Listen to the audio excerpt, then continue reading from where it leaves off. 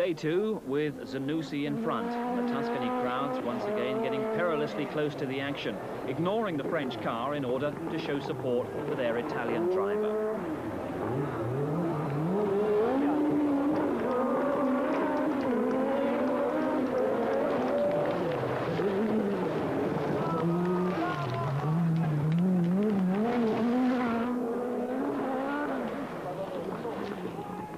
But the leading Peugeots was soon to hit trouble. Zanussi went off, and he conceded the lead to Bruno Sabi.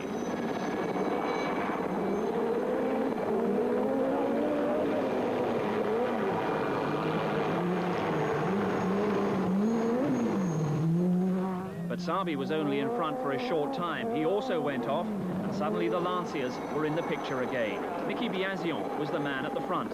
His preparations for this event, especially on the gravel sections, had been intense, and now they were paying off.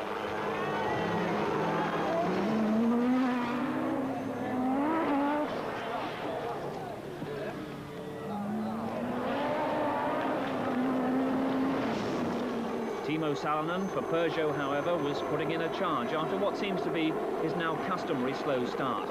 It would all come to nothing, however, as Salonen was to have an accident and retire. Dario Cerato in the top 5 for Lancia.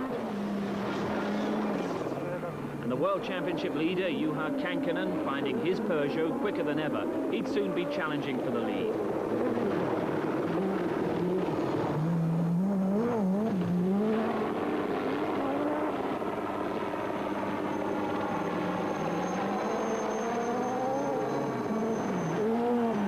It was turning into a tremendous dogfight for the lead, helped by the involvement of Marco Allen, battling his way back after that first stage puncture.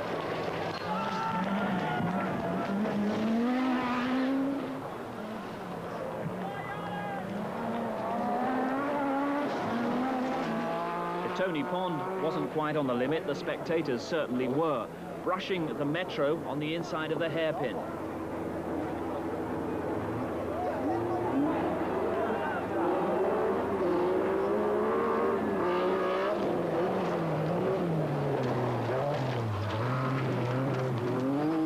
Were not able to challenge the Lanciers and Peugeots. Pond and Malcolm Wilson were often in the top 6 stage times, though. Here's Wilson reporting no problems with the car and with his sights firmly set on a respectable finish in the points. Towards the end of the second day, and it's turned into a tremendous Peugeot-Lancia battle at the front. The advantage with Peugeot, but only just. Juha Kankkunen leads by just 1 second.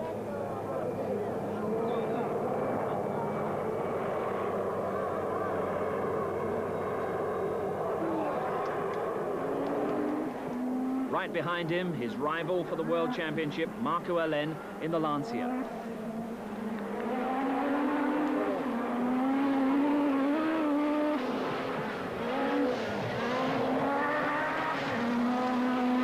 Third place, the Lancia of Mickey Biasion. Dario Cerato is 4th, and even with the car setting off at 2-minute intervals, the dust is still a very big problem.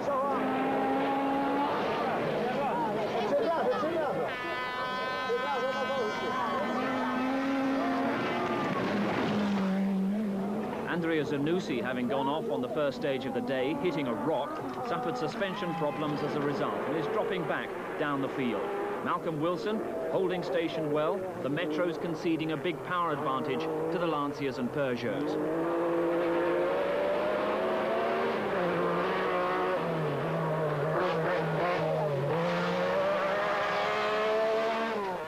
But this is the stage where it would be anticipated that the charging Marco Allen would make up the single second on Kankkunen that he needs for the lead.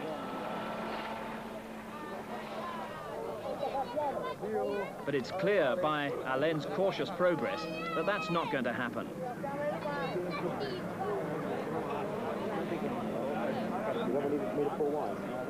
Allen is struggling with a puncture after putting the Lancia slightly off the road. It's an accident that's dropped Allen down to 5th place. Sadly, it wasn't a driving error, but a last-ditch maneuver to avoid colliding with a spectator. Well, you know, normally I take half car in out of road, you know, a little bit like in shortcut, one nearly hairpin left. and one spectator is still coming in stay. I take nearly right. A car is going too much sideways right, and after corner is left. That means I go in nearly rolling and big stones. Stupid accident, you know. It's caused by a spectator? Yeah, you know, I go straight, you know. I kill in the spectators. I take in right and after left, you know. That's the only way. So Kankkunen arrives at the overnight halt in Siena as the leader. Marco had a puncture, so we were more unlucky, but everything is gone quite well for me, but these Italian drivers are going very fast, very fantastic. Who else are you worried about then? Okay, Biasion and Serrato, and because it's more asphalt coming and they are better on the asphalt than me, but I will try my best. What is your lead now, Juha? I'm not sure, but something like 14, 15, or 13 seconds or something. So you think they may be able to catch you up on the asphalt, do you? It's difficult to say, but Peugeot was very good on asphalt. Peugeot's especially good on asphalt, and as the rally resumed from the famous square in Siena, the opposition was starting to ask why. But it's Juha Kankkunen leading the way to Pisa through the leafy vineyards of Chianti.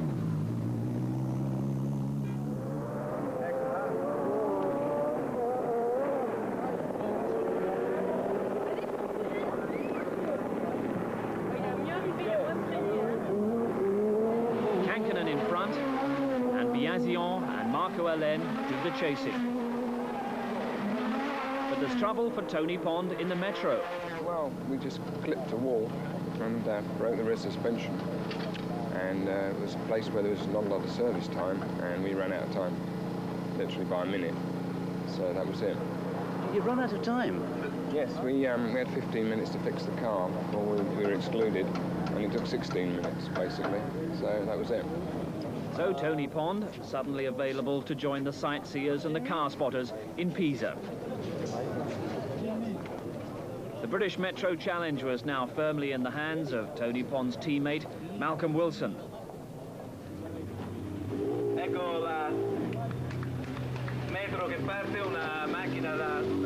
The Cumbrian and the rest of the field, like well-placed Ladislav Krecek in the Skoda, heading for the night drive through the mountains and back to San Remo.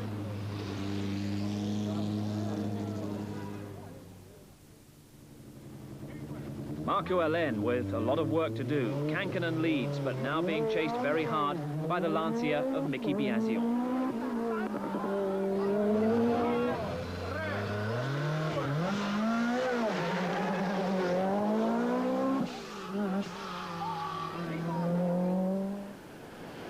And by the time they reached San Remo, Biasion was in the lead. But by then also, the Peugeot skirts had been raised, or at least the question of their legality. And the result, an immediate ban. A press conference was called to announce the disqualification of the remaining works Peugeots of Kankkunen, Sabi and Zanussi. And that left the rally firmly in the grip of Lancia. Well, as far as we are concerned, it doesn't change much to our position because we were leading the rally, and I think we had no intention to let the other one pass in front of us.